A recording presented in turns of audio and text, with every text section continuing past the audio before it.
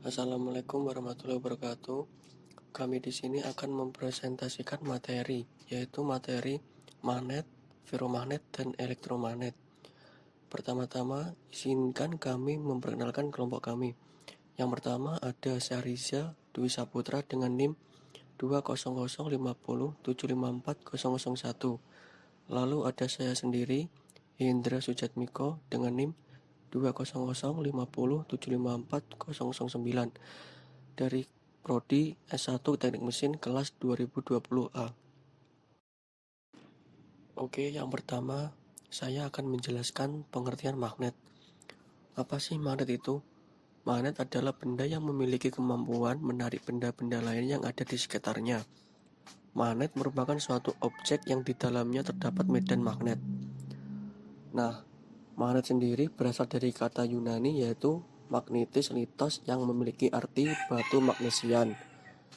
Di wilayah tersebut memiliki kandungan batu magnet, dan magnesia itu sendiri merupakan sebuah wilayah yang ada di Yunani pada masa lalu, yang saat ini bernama Manisa. Materi pada suatu magnet memiliki wujud yang di dalamnya terdapat magnet tetap dan magnet tidak tetap.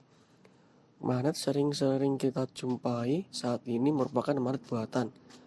Benda yang dapat ditarik lebih kuat oleh magnet yaitu bahan logam. Contoh objek yang memiliki daya tarik yang tinggi yaitu besi dan baja, sedangkan materi yang memiliki daya tarik yang rendah adalah oksigen cair.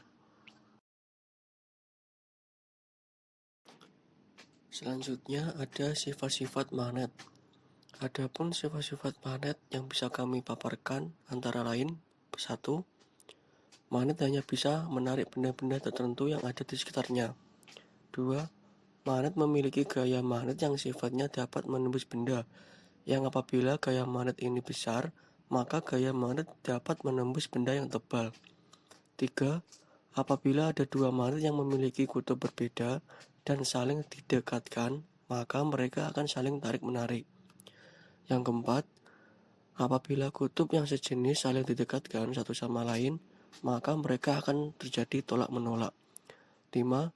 Medan magnet akan membentuk gaya magnet, yang apabila sebuah benda didekatkan dengan magnet, maka gaya magnet yang ditimbulkan akan semakin besar dan sebaliknya. 6. Jika suatu magnet terus-menerus jatuh dan terbakar, maka sifat kemagnetannya dapat berkurang dan bahkan bisa hilang. Nah, magnet di sini memiliki dua kutub. Kutub magnet yaitu ujung-ujung magnet yang mempunyai gaya tarik atau gaya tolak terbesar. Setiap magnet selalu mempunyai dua buah kutub, yaitu kutub utara dan kutub selatan. Nah, ini adalah sifat-sifat kutub magnet. Sama seperti yang barusan saya jelaskan tadi, yaitu pada sifat-sifat magnet, pada poin nomor 3 dan nomor 4, apabila kutub yang tidak senama atau yang tidak sejenis akan tarik-menarik. Bisa dilihat pada gambar.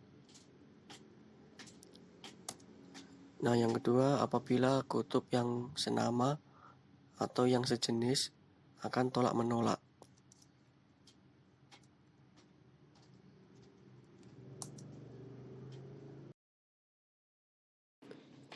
Lalu yang terakhir ada jenis-jenis magnet.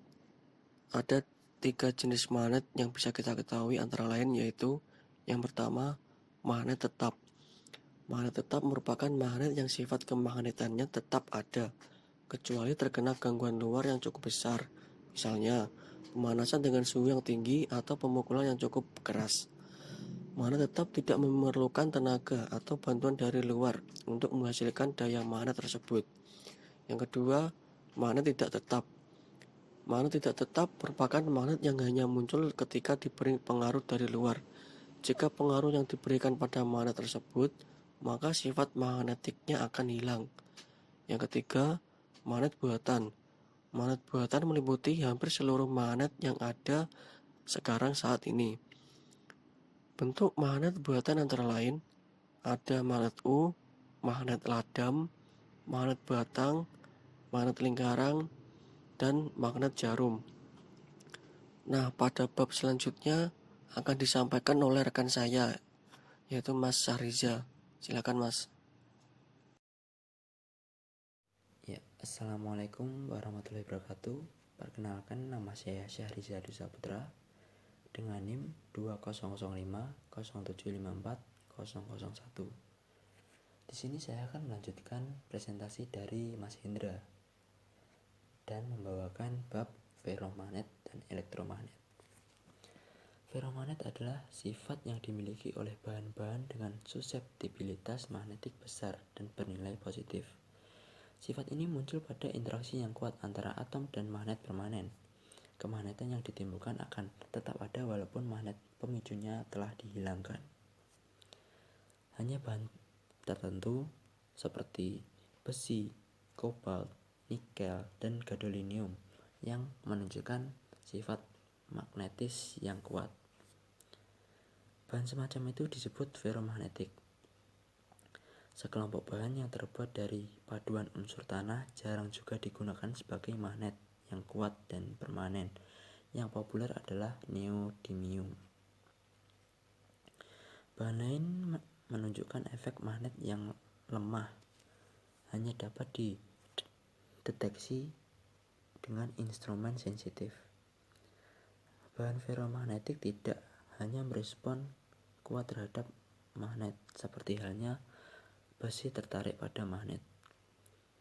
Mereka juga dapat dimagnetisasi sendiri, yaitu mereka dapat diinduksi menjadi magnet atau dibuat menjadi magnet permanen. Ya, lanjut. Bisa diperhatikan gambar pada layar. Sepotong besi yang tidak bermagnet ditempatkan di antara dua magnet, dipanaskan lalu didinginkan atau cukup diketuk saja saat dingin.